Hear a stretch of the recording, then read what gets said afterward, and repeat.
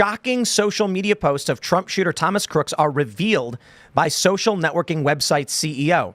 Now, what's strange is the language used in that it is unconfirmed, but also definitive proof. Take that for what it is.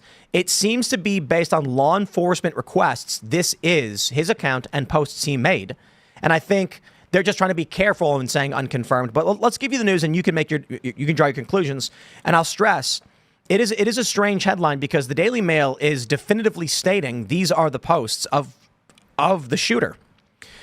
They say the CEO of Gab revealed posts that he claims may have been written by Donald Trump's would-be assassin Thomas Crooks. And I just want to clarify, like, the games they're playing with how they're wording these things. Torba said on Wednesday that an unnamed law enforcement agency informed him that Crooks may have posted pro-Biden messages on Gab, the platform known for its alt-right users and conspiratorial content. Oh, you love that, don't you? I don't believe that's what he said. I believe they received an emergency disclosure from a law enforcement agency notifying them of these posts for the individual, which lead him to believe that it was definitive proof, though he could not confirm that was the case. It's weird language. I'm going to stress that for a millionth time. So we have some of these posts. They're all pro-Biden. They say in a post from February 2021, the poster replies to an electoral projection with, "Didn't you also think Biden would lose in a landslide? Yeah, I would not be very confident in your election predictions." In another post, the Gab user defended Biden's border policies, saying they don't incentivize human trafficking and linked to a study that compared crime by undocumented migrants with those of legal migrants and American citizens in Texas. The poster wrote, "Biden executive orders don't incentivize trafficking as human traffickers aren't interested in citizenship. Likewise, the majority of illegal immigrants are not criminals, and in fact, some studies, such as the one linked below, show lower rates of crime committed by these individuals." I think they're trying to be careful here, but I think it's a 99% that these are the posts from the guy. I think it is obvious that this dude was anti-Trump because he tried to kill Trump. And we're getting this argument that he was a registered Republican. And he was like, a bunch of Democrats voted Republican for Nikki Haley. Yep. That doesn't mean, and there are Republicans who don't like Trump. Mm-hmm. So this is a strange story.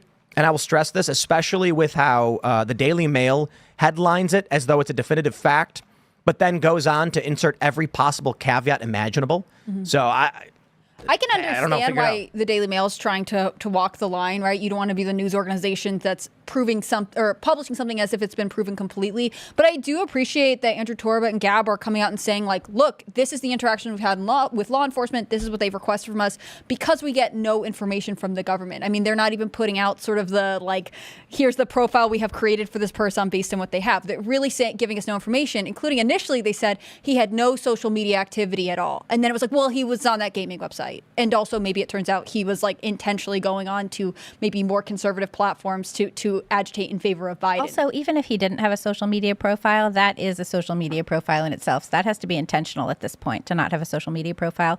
But it's true what you say, because normally these law enforcement agencies would hold press conferences every day and we would keep hearing about it. Just think about with other shootings or the bridge collapse. You know, it's like they just keep updating you as to when there's going to be a briefing. Because they try to look busy. Yeah. Sorry, go ahead. No, you're good. I totally think we've had a lot bigger press conferences on more minor stories, and there's been nothing. The only things we've seen is from House Oversight Committee testimonies where they've subpoenaed them to come in person. Right.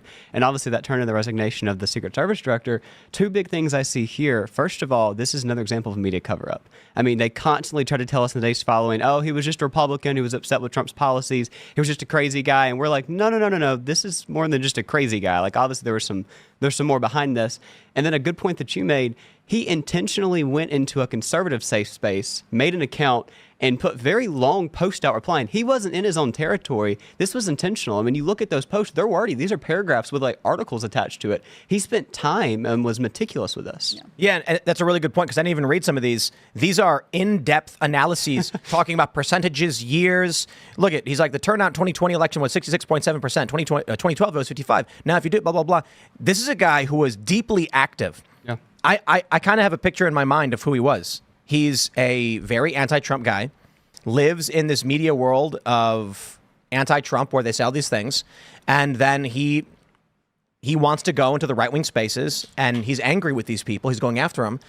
Didn't they say that he wanted to kill a bunch of the Trump supporters after he shot Trump? Yeah, because they had that explosive in the car that he didn't set off. Right. I think they were saying that it wasn't operational. Yeah.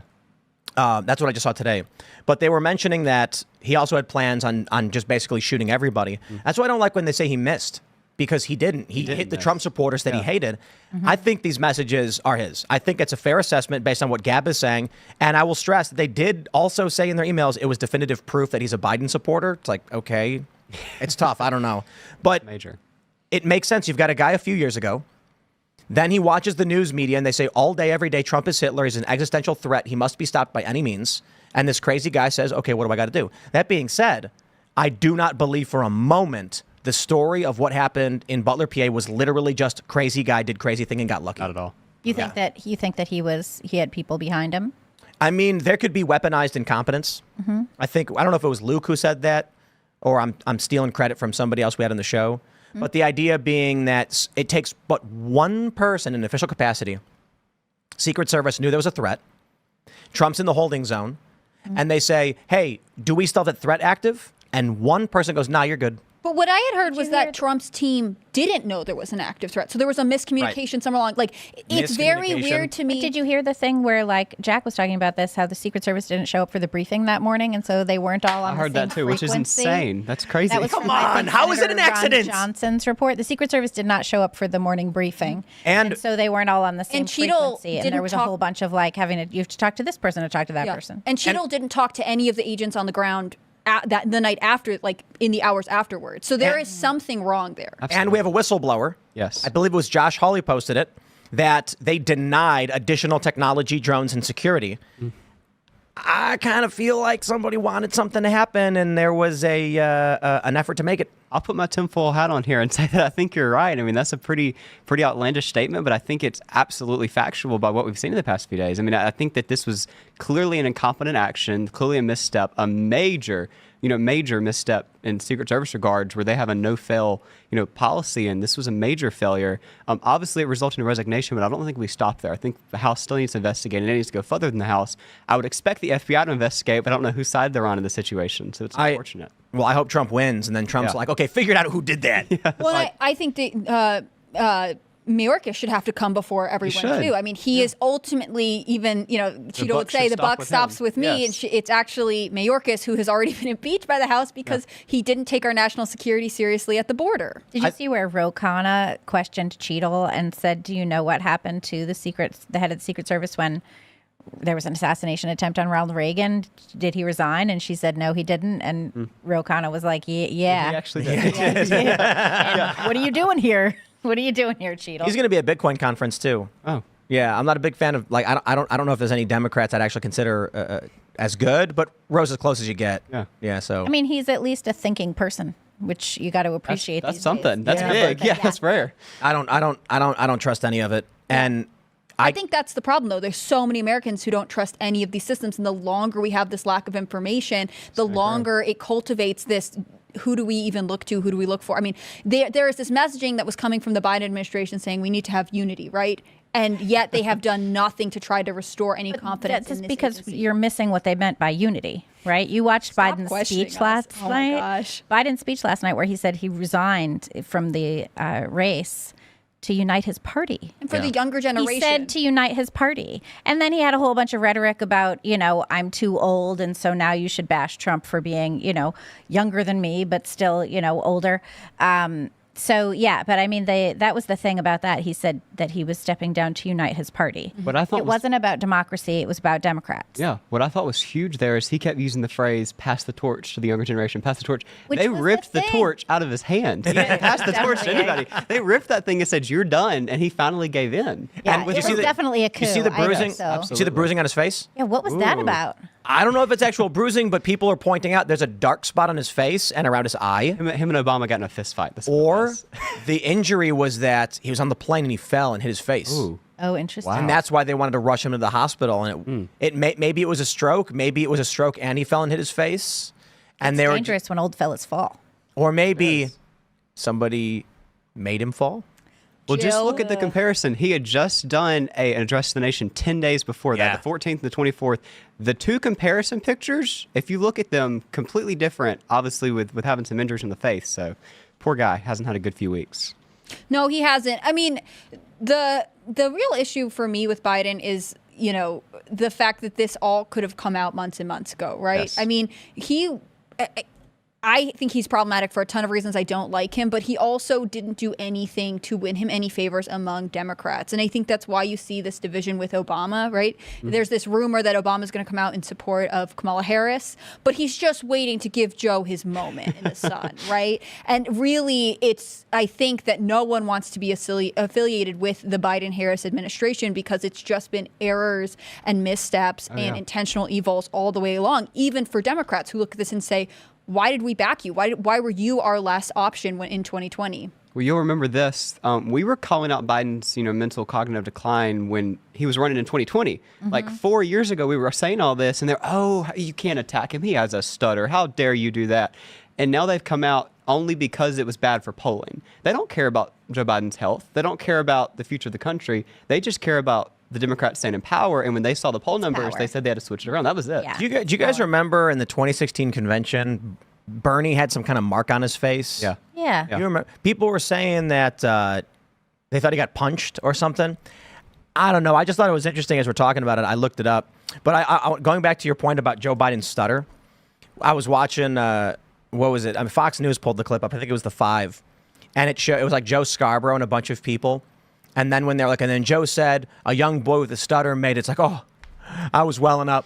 And then Whoopi Goldberg's like, stutter's a lie. Yeah, there's no stutter. What are you talking about? Like, I never had a stutter. No. I mean, look back at the 70s when he was running for, his first term in Senate after his whole family got killed, or like in the 80s, or at any time, or when he was out there. Did he have a stutter when he was 5 or 6? Yeah, or did he have a stutter when he was criticizing, Clarence Thomas? No, he did not. Yeah. And there's a difference between a stutter and a brain freeze, and completely just not being able to have conversations with people, remember names, read off a teleprompter. Finish sentences. That's not a stutter. Maybe, you know where he got the bruise, you guys? It was when he was fighting Medicare. That's true. That was Pull that up. Yeah.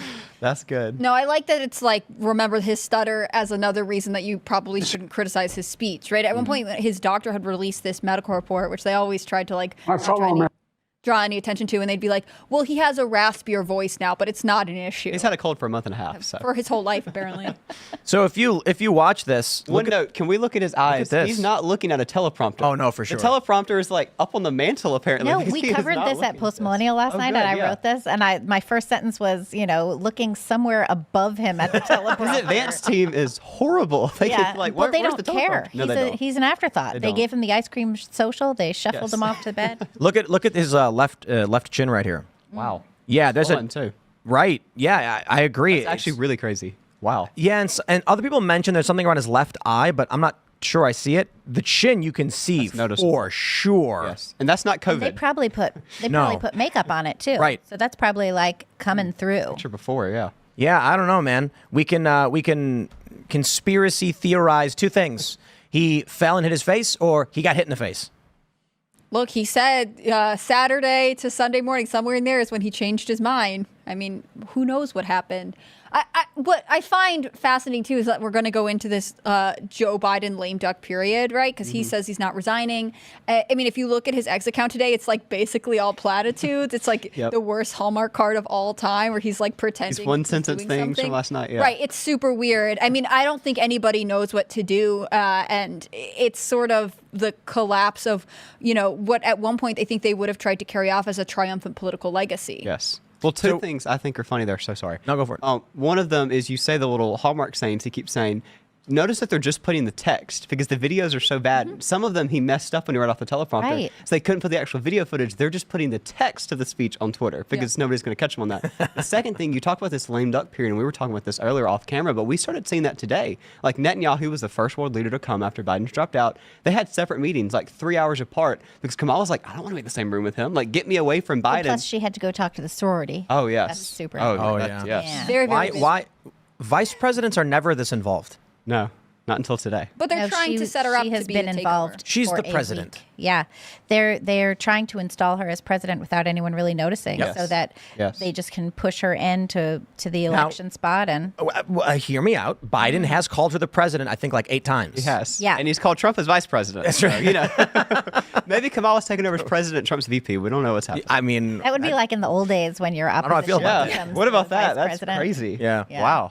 That's how it used to be. I think that was actually a good idea. I think it was a good idea too. Yeah. That's how we ended up with George Washington and John Adams. I think first place is president, second place is vice president. Mm-hmm. I agree. I think that is a solid idea. Well, then picture Trump as Biden's VP for the past 4 years. That would have. would have been. Yeah. We would have had better standing. We would have gotten things done. Yeah, yes. We would have had. Republicans would have had the Senate. Exactly. He would have been the president of the Senate. You have representation in the executive branch. It gives a broader swath of the American people more representation. Let's pull this up real quick and just add this while we can. Josh Hawley says a whistleblower tells me local law enforcement partners and suppliers offered drones to Secret Service before the rally, but Secret Service declined. So hold on. You were saying this a moment ago that they didn't show up to the briefing.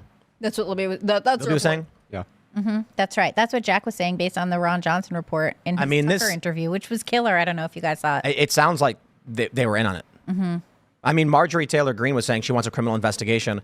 I think there's probably a lot of Republicans, Marjorie Taylor Greene, I wonder what Josh Hawley's thinking, and they're thinking they were in on it. Oh, yeah. Someone was in on it. It's not just some dumb kid who slipped past the entirety of Secret Service, flew a drone over, had a rangefinder. None of that makes sense. You know what this reminds me of? That January day at the Capitol a few years back when they requested assistance and assistance didn't come. This is the exact same thing, and it's a cover-up again. And another example, Sunday of convention week in Milwaukee. I know for a fact, because my friends were in the meeting, there was a 3-hour volunteer meeting for all of the different Hill staffers, GOP staffers, RNC, convention staffers. They had to come in and have a 3-hour meeting with Secret Service about how to understand the different color credentials for the week. To know that this color gets you to the green room, this color can get you this far. If there was a 3-hour intern meeting, a briefing, why was Secret Service not at the briefing the day before that could have, prevented the life of the person that was brutally murdered? I mean, if they stopped that guy 3 hours before and said, hey, you can't come in, he'd be alive. Exactly. Thanks for watching this clip from Timcast IRL. Make sure to check out the live show Monday through Friday at 8 p.m. on this channel. Subscribe and we'll see you all there.